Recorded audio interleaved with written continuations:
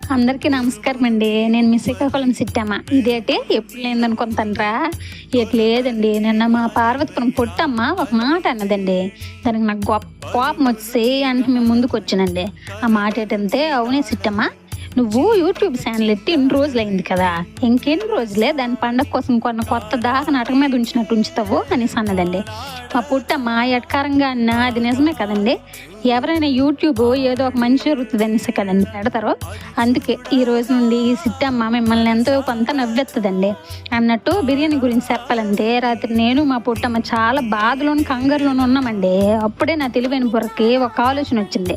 Array, మనం ఎలాగుంటే బాగోదే అని మన మెహఫిల్ మామకి ఒక మెసేజ్ పెట్టమండి.